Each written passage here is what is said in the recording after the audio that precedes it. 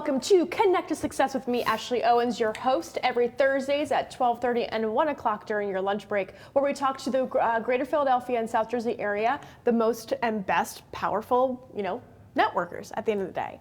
We talk to people who give tactical tips and practical takeaways in networking, and I have the pleasure and the privilege to be introduced, not just kidding, introduced, we've hung out before, yes. To Rich Sanford, yes. Of Dauntless Design. Mm-hmm. I'm super excited that you're here, man. Oh. And I learned more about you in the 30 seconds that we had in the green room than I think we did when I spoke to you that one time. Right. So this is really exciting. And yeah. I think, especially if anybody that comes on the show, I don't prep any of my guests. So the point is I want to be as excited as I am meeting you for the first time as I was before. Yeah. There's so a that lot way, of stop. There's like, yeah. I kept yelling, I'm like, that's a really good story, shush. We can't eat. It's too much. So thank you for being here. Mm-hmm. Thanks for having me on. Of course. So tell people who you are, what you do, and what makes you awesome. Okay.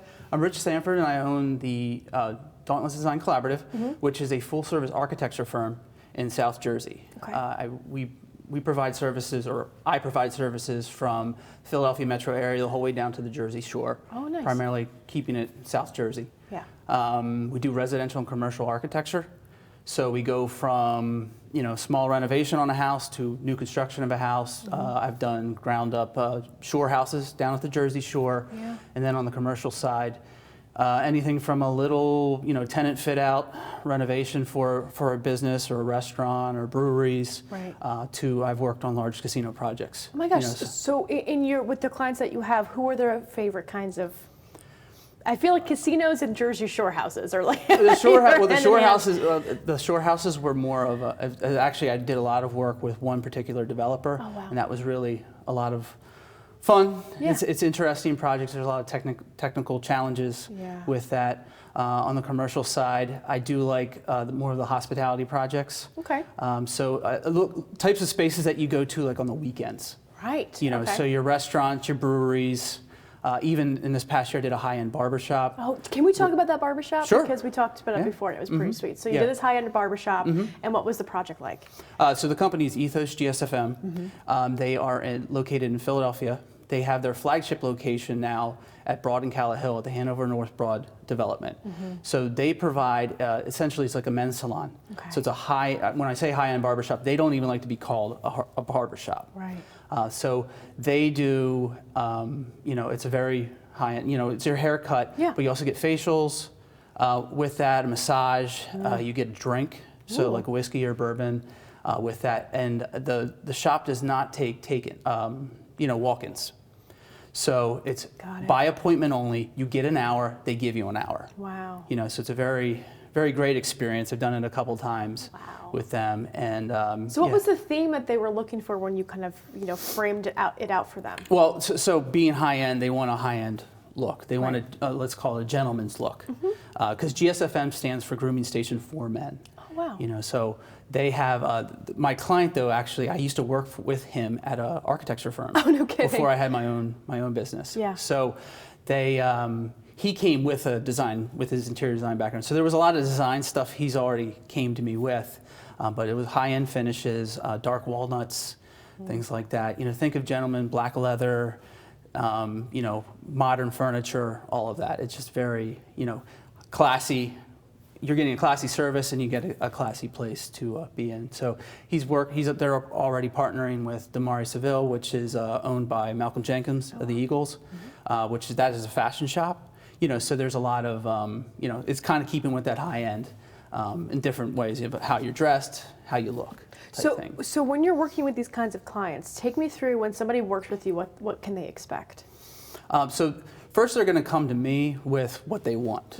So that's going to be, on a residential side, we want a, 4-bedroom, 4-bath house, or it's an addition, I have one right now where the clients, they're two people had previous marriages and they're getting married and they have kids from the previous marriages. So, we need 2 more bedrooms for the kids, and this is what we want for the kids. So, they're going to come to me with their wants and needs. Commercial side, same, very, very similar. Then I'm going to take that and break it down and kind of in some ways be like, okay, well, yeah, we can do this, but there are these rules with the codes. You can't go, like, for example, on that residential, there's a sewer easement. So it's an area where there's sewer pipes in the ground, so you can't build on that. So the addition, you can't go as big as they really want to because there's sewer pipes in the ground that you can't build over. So it's really taking that technical information then, from the codes and kind of trying to balance it and get it to the point where they're gonna, we can make it real and get built to as what they want. The most. It starts with them. It Yes. starts with their idea, and then you build upon that idea. Yes. You're not just coming to them and saying, like, this is what I think you should do. It's more of, what's your idea? Let's build upon that. Here are the restrictions. Here's what you can do. And that's more of a collaborative piece. It's not like you're just working with them and taking their money and doing whatever you want. It's more of, how do we work together on this? Right, and that's why it's Dauntless Design Collaborative. Yeah, very Yes. nice. Yeah, yeah. Awesome. So so you've worked with high-end design barbershops, and now you talked about working in a casino. How was that project? So before I had my own business, I worked for a firm that did casinos. So the one project I worked on casinos recently as my own firm was the gentleman who bought the Revel Casino in Atlantic City out of bankruptcy. Wow. Hired me. Wow. And that was very interesting because I was referred to from another architect who passed on the job. Wow. So they gave him my name, I got hired. And it was really like a lot of like kicking around ideas. What ended up happening in that project was I hardly did any drawings. Wow. We kicked around ideas. I would meet with him for like a year and a half for different things because he had different ideas for, let's say, he wanted to put a movie theater, he wanted to put a bowling alley, he wanted to put a gun range. Wow. One day was like his idea. And I would talk to him about like, well, that's not gonna work, or this is gonna work, and whatnot. So it's a lot of, it was like with some of the projects, it was really about, again, looking at what they want, but then being like, this isn't gonna work because of this, this, and this. Where'd you grow up? Harrisburg. Harrisburg. So central Pennsylvania. Wow. Came to Philadelphia for school. Went to what is now Jefferson, but was then Philadelphia College of Textiles and Science. Oh, wow. Yeah. Okay, so this has been what your career has always been. You didn't, meaning textiles and sciences, right? So you're in that design Yes. drive from the very beginning. Yeah. Because you see people, not necessarily in your industry, but see people that go from, let's say, communications background, then go into real estate, or they go into sales. It's not really, following that path of business. So it's really nice to have a guest on who's not been bounced around. Not saying that's a bad thing. It's just, it's nice when you've got somebody who is such a subject matter expert in what they're doing. Yeah. Now, what is your favorite part about working with clients? What's your favorite part about the process? Well, the one thing, and it's funny, when I was in college, I did a summer internship, and I talked to the owner of that firm that I did the internship with, and he said one of the things about our industry and what we do is it's always something new, and it's so true. This is 25 years later. Yeah. It's always something new.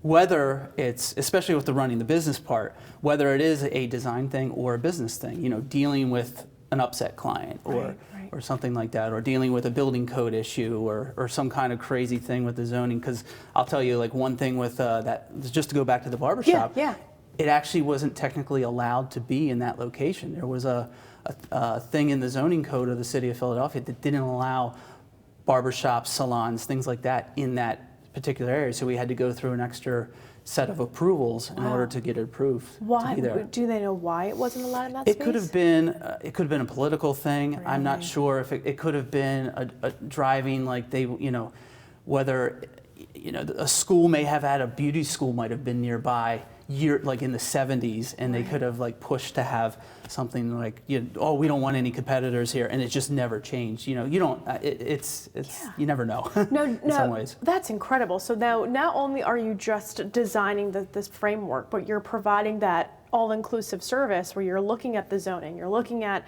what the options that they have that goes deeper than just the design. Oh yeah. Yeah. So tell me more about those kinds of services that you provide.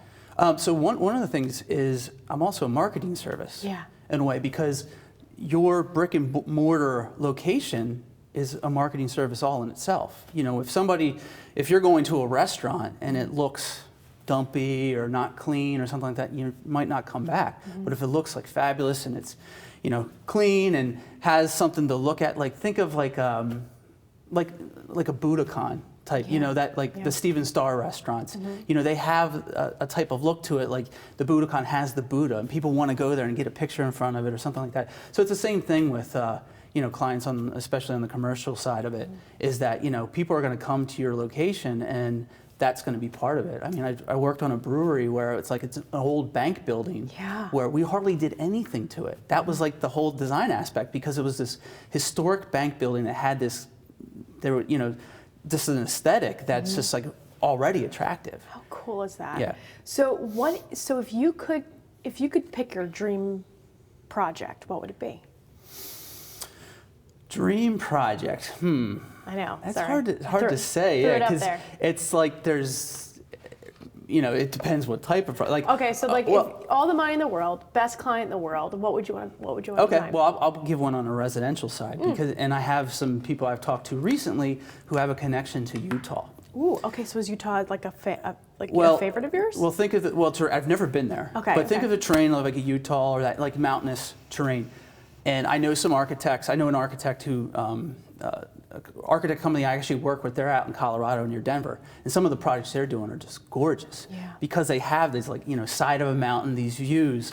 So like the views really can make the architecture. Yeah. In a way, so it's like you framing those views or whatever, and some of those projects are just like incredible. So that's one. I mean, the shore houses, like I've done, like a lot of all the shore houses I've done have been on the bay. Oh, wow. So they've been really great in terms of, I've already kind of done a dream job in a way. I want to do more of those. Yeah, but then side of the mountain is your next goal, right? It's just yes. to find. It's. Now, did you design your own home? In a way, not like we bought the house, but like we did. There's a number of things around the house. I have a small farm property. Oh, do you really? Yeah. So we've done like the coops for the chickens, and we have a detached garage. No kidding. I've done that before, and we did a renovation in the house because my mother-in-law lives with us, so designed that part of it. Oh my gosh. But we also, the building that I work out of is my wife and I, our family, we own the building. She has her ballet school in there, and then my office is in there. So I did that as well. Oh my gosh! So you're like, oh my gosh, that's wonderful. So what do you think people have misconceptions about architects? What do you think the most bad misconception is? The time it takes to do a project really? Is the biggest misconception. Okay, so and cost can be there too, but it's really the time. Right. Because people see, like, you see a DIY or HGTV show, and it's like in an hour show, a project's completed, and it's just like, people come to me, like right now it's the winter time, and they'll be like, oh, we want it done by the end of February. Like that would be 3 months, and you're not even going to have drawing approval by the end of February. Right. At this point, it's like it takes a long time. Yeah. I mean, I remember meeting with a client one time this years ago, and it was a kind of a nightmare job, but it was like I met in August. He wanted it by May. It didn't get done until 2.5 years later. Wow. Is it because of just the back and forth and the changes in scope? Change in scope. I mean, there was a commercial aspect to a residential project, which delay that, but it was the zoning approvals. Right. There was, in that type of case, there was the neighborhood that didn't want it to happen, so you had to go through some extra steps there. That's fascinating. All right, so when we return, we're going to talk to Rich about his tactical tips and practical takeaways in networking, who his strategic partners are, and where he likes to network. So stay tuned. We'll be right back.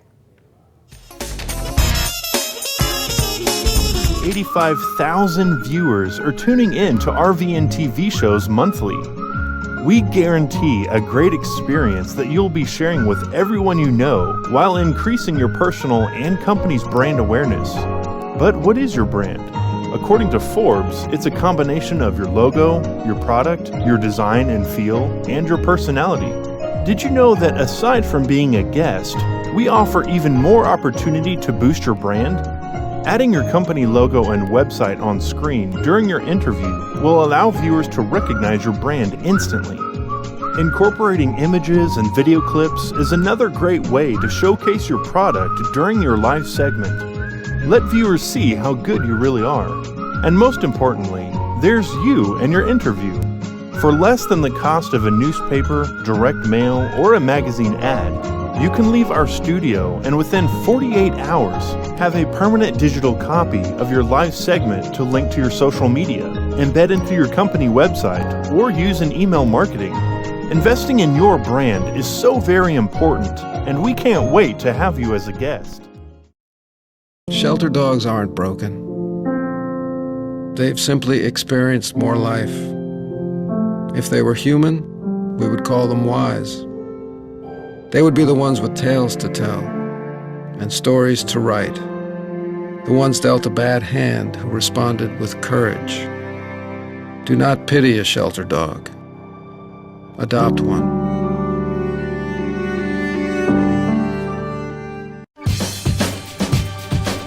Say we've got grit, and we'll take it as a compliment. Because it's our uncommon drive, our spark within, that brings us together and sets us apart. We are temple made. And when others take shortcuts, when others take breaks, when others take the easy way, we take charge.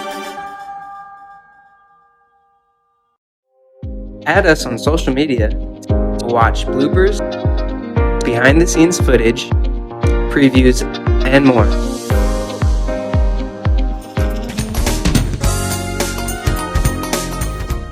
Hey everybody, welcome back to the show called Connect to Success with me, Ashley Owens, 12:30 and 1 o'clock on Thursdays during your lunch break. I have Rich Sanford here, who's the token architect, the Philadelphia's best architect. The architect, The yes. architect. Yes. So we were talking during the break. There is something really cool that you're doing with your business, and I want you to tell people what that is, which is the 3D scanner. Yes. Okay, can we talk about how you incorporate that into your stuff? Yeah. So it's part of actually, it's called building information modeling. So there's a whole thing where it's a virtual computer is essentially virtually building the building before it's built in the real world. Okay. So, but the 3D scanning aspect of it is so that we're taking, the simplest way is we're taking a type of camera into a space and we're scanning the space. Interesting. And And then are you building a model out of that? Yeah, well, it's actually creating its own model that then I build my model from. So, so the scanning data is called a point cloud. So if you think about like, take like a computer picture, right? And you zoom in, you see the pixels. Well, it's that, but it's in 3 dimensions. Wow. So it's something I can accurately model in the computer the data that I'm getting from the point cloud because it's capturing everything. Wow. So, Yeah. Okay, so it's just an easier way for you to be able to build out what they're asking for based off of the dimensions that you're grabbing.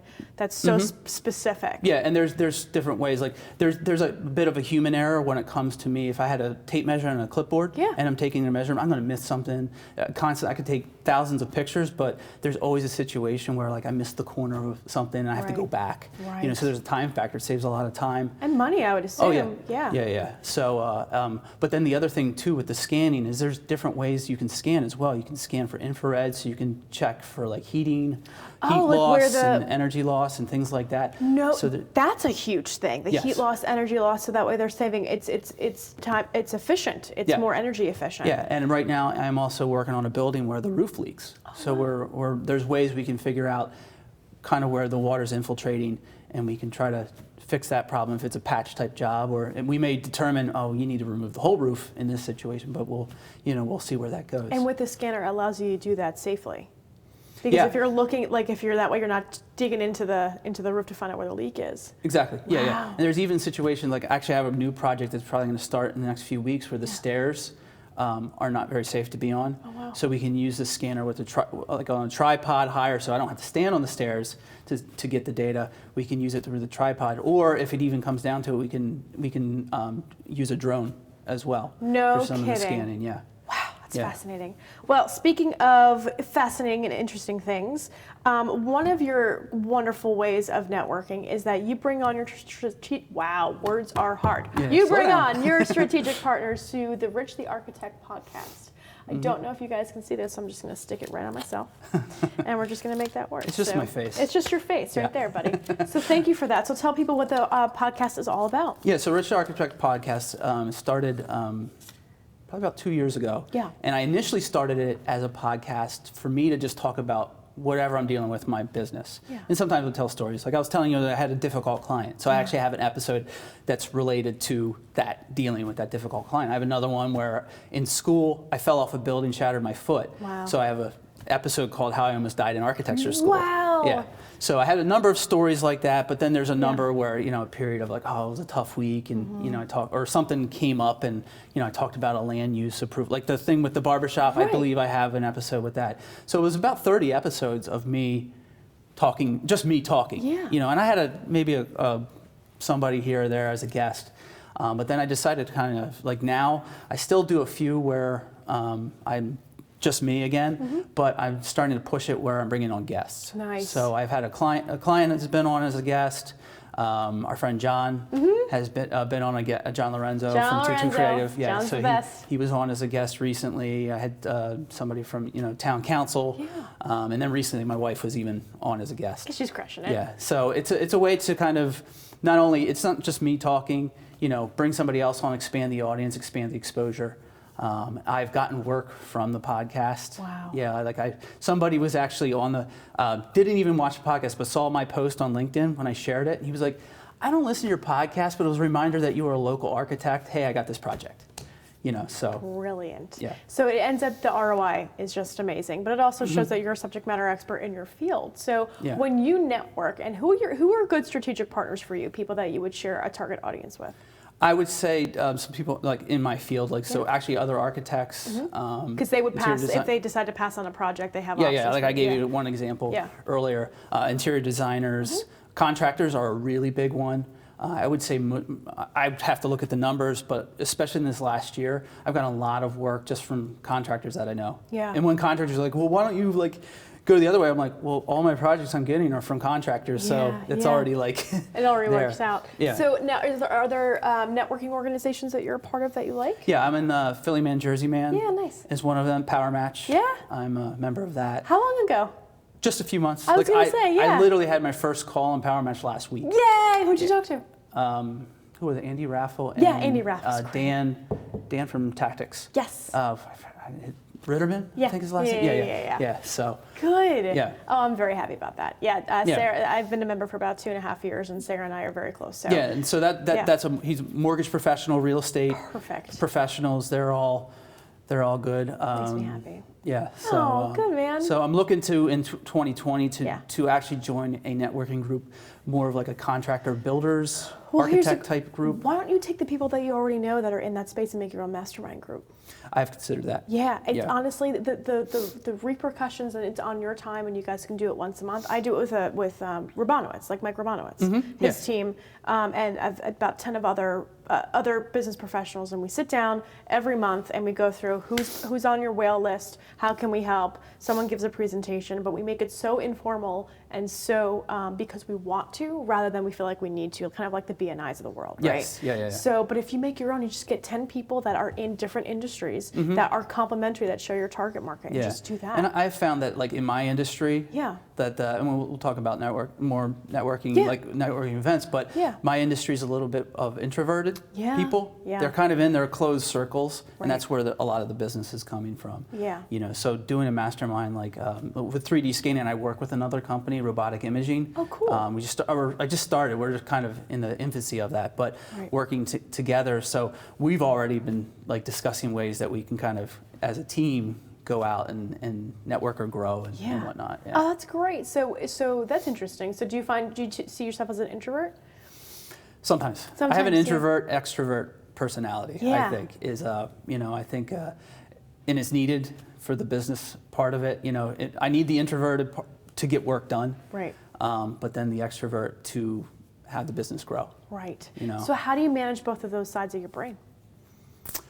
How do I manage that? I think there's just a switch that goes, like I just know that the situations I'm in, I need that personality or this personality. So you adapt to the stuff around you. Environment. Yeah, it's the environment. Back growing up, I played music, and okay, let's talk about that. Where'd you play music? What'd you play? Well, I played drums, I kind of was got a lot of notoriety. Not notoriety, but people knew me as beatboxing. No kidding. Yeah. So I would back in my 20s and the single days before I had jobs and responsibilities. Life. I used to play like music with people, and I would do almost any time I would perform in front of people. This includes like the Electric Factory in Philadelphia. Wow. It was always a freestyle thing. No so I would just get out. They're like, just give me a mic. I'm ready to go. And just go out there and do that. Wow. So you can turn both. So it's interesting because you work as an introvert, but you network as an extrovert. Yeah. Yeah, that's crazy awesome. So what's the goal with the podcast? The goal of the podcast is it's really gaining exposure. Right. And letting people know, but also the name of the podcast is Rich the Architect. Yeah. So let me back up. I think the main goal is I want people to know when they think of an architect, it's Rich the Architect. I love that. You know, so, and I will say one of the things in terms of how it started from at a networking event with the discussion of our good friend John again. Oh, John. Yeah. God damn it, John. So we Can't get rid talked of him. about, my Twitter handle is Rich Architect. Yeah. And I found that people would like my Twitter, not that I even use it, like kind of people who were like in the finance or wanted to be the financial guru. They would like type people because it said Rich Architect, and I'm like, oh, what's going on? You know. So the conversation was like, well, can you sell a Twitter handle? Because I felt like that was like something that you could like maybe make money off, but that's against their terms. But it's like, you know, selling a domain name. Right. So then the conversation went, well, what if you had richarchitect.com or richthearchitect.com? Yeah. And I was like, yeah. And then it was like, what if you did like a podcast? You know, like that's and it where just kind of built up, Yeah, and that's like, perfect for you. This is your jam. Yeah. So if you could give, because you have an introverted side and extroverted side, could you give your top 3 tips on how to effectively network? So at a networking event, I think you and I share the number one rule is be by the food. You know, One, because I'm a fat kid and I like food. Yeah. But 2, I'm a skinny kid and I like food. But that's kind of where people congregate. But I do find when it comes to like, especially when you have an event where there's a bar, is never the bar early. You go to you hang at the bar late because there's too many people going there, and it's just you can't have a good conversation there. So the food is the place to go. It's a start, and then you end at the bar. Yeah. Got it. Another one at an event is actually be loud. Interesting. I've found not like extremely loud, you know, but have your voice a little bit louder. You're not just necessarily, you are talking to the person you're talking to, but you never know who hears you. And so be a little bit louder with your voice. And actually the last event I was at, there were 2 people who approached me, kind of butted in later on. They were like, hey, we were talking about esports. And I mean, we never even touched that, but we were talking about esports. And somebody was like, I heard you say that, and you know, what go on that. And that conversation led to a potential thing that might be going on in 2020 related to 3D scanning. Interesting. Yeah. Okay, and the third? The third one. That's really fascinating. If you're going to a new event and it's like, you know, some type of, whether it's a chamber or anything, pay attention to the leader of that group. Because if you're looking to join an event, especially, if the leader of that group is not friendly, isn't open, like doesn't introduce themselves, you know, sometimes in a bigger group, you might not even get a chance, but pay attention to how they act and how they interact with people, whether they're just kind of in their little circle and they're kind of step back, because that's going to tell you the quality of what that group really is about. Brilliant. Do me a favor, because we're done now. I'm so sorry. Okay. These were the most. Usually I get the same tips sometimes from people. Yeah. These are 3 completely different things I've gotten. So thank you for this, man. Crushing it. Go No to problem. this camera right there and tell people how they can find you. So, again, Rich Sanford, Dauntless Design Collaborative. My website is dauntlessdc.com. Most social media, it's Rich the Architect, so Instagram, TikTok. I also have Dauntless DC on Instagram for the firm, and Facebook, Dauntless Design Collaborative. Nice. LinkedIn as well. Yeah, man. Yeah. Thank you so much for being here, No problem. Rich. I appreciate Thanks, it. Ashley. Thank you, everybody, for watching today. Connect to Success with me, Ashley Owens. 12:30, 1 o'clock on Thursdays during your lunch break. If you're interested in being a guest, please email me at ashley@ashleysys.com. We'll get you on the show, talk about who you are, what you do, what makes you awesome, and your tactical tips and practical takeaways. Stay tuned next week for our next Power Networker. We'll see you next week. Thanks so much for joining us.